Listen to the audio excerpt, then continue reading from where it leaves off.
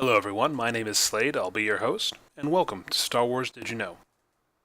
Before we get into the meat of today's video, just a brief clarification. This is a patron-requested video, and it addresses two things. First off, the ranks of the Alliance Starfighter Corps, and later the Republic Starfighter Corps, and also addresses the issue of both Lando Calrissian and Han Solo, while being generals, being given command of what apparently are fleet assets in the form of starfighter squadrons, or even capital ships.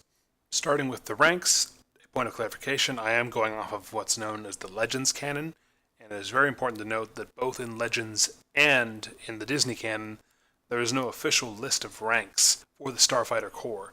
The only information we have is that the rank system broadly follows that of the Army as well as the fleet. Beyond that, unfortunately, we don't get a whole lot of information, and have to go largely off of inference from written sources, from comics, books, and even from games and the movies themselves. So what follows is what both the games and many of the books and comics use. We're going to start off with the X-Wing and X-Wing Alliance rank systems and the ranks they use. Very first rank they have is, of course, Recruit. It speaks for itself. Followed by that, we have a Flight Cadet, who is not a combat pilot, but someone who is in training. Then we have Flight Officer, Lieutenant Junior Grade, Lieutenant, Captain, Lieutenant Commander, Commander, and finally, General, which is the only one of these ranks that is not a Navy rank, it is instead an Army rank. Now, if we look to the books and comics, we will also see the ranks of Major and Colonel used. In addition to these two ranks, Major and Colonel, there are two more which are referenced in the wiki on various articles, but they're not found very often in the lore itself, in the books and comics, etc. And these are Flight Lieutenant and Lieutenant Colonel. And again, we have very little information on exactly how all this works. There isn't an exact rank hierarchy we're given, and that's a problem with Star Wars as a whole.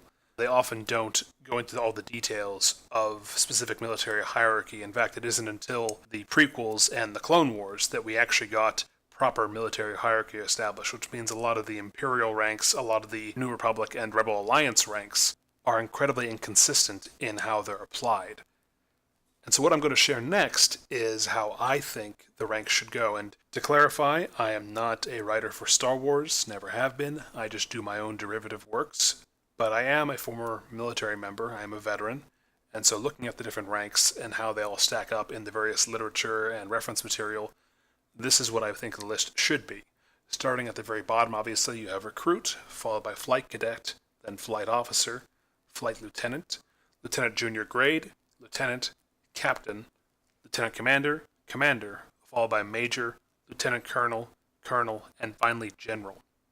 And now to address the second part of my patron's video request, why generals are put in charge of starships and starfighter squadrons. And again, this is a hypothesis on my part more than anything else. It's based on what we see on screen with individuals like Lando and Han and others in the lore who are generals, but are placed in command of spacefaring forces rather than ground forces. And my theory, based on the material given in the lore, is that general, in this case with Lando and Han specifically, and in other cases as well, Lando and Han are both Starfighter Corps generals.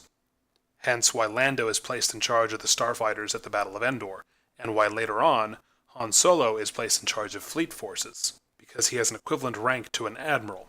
And it's stated in the case of the Solo Command, which is a wonderful book in the X-Wing series, I recommend you read it, that one of the reasons he is given the command isn't just because of his rank, it's also because of his popularity, his image. He is Han Solo after all. And because of that, he is given the command in addition to all the responsibilities that come with it. And if I understand the way the Alliance and later New Republic Starfighter Corps works properly, it is technically a part of the Rebel Alliance fleet, even though it is its own separate entity at the same time. It's kind of like the United States Marine Corps and the United States Navy. They are separate entities, but they often operate together in joint commands, etc. And I think the way this works is a similar situation, where you have a joint command between the Starfighter Corps and the Rebel Alliance or New Republic fleet, placing a Starfighter Corps general in charge of a force that would normally be put in charge of a naval admiral. And that's the best I can come up with. Let me know what you think of that theory, if it makes sense. It's the best I have based on the lore. And again, we don't have a definitive answer because, again, until the Clone Wars happened, we didn't have very good rank structures for the majority of Star Wars lore. And to this day, even with the revised canon, there is no clear structure of the Starfighter Corps that I can really find. Even the Alliance and New Republic Navy doesn't have a clear delineation of all the ranks, just some odds and ends that don't always make sense of one another. So let me know what you think of my rank structure, the rank structure that we're given on screen, and whether or not you think it makes sense for a Starfighter Corps general to be given command of a Fleet Forces unit of capital ships or starfighters. With that, I'll conclude the video. Hope you enjoyed it. If you're interested in making your own suggestions that I will guarantee to follow, then you're welcome to go over to Patreon. There's a $5 tier there called the Suggester class, which does exactly what it says. You may suggest topics to me, and I am guaranteed to pursue those topics and look into them. Thank you as always for watching, and until next time, take care.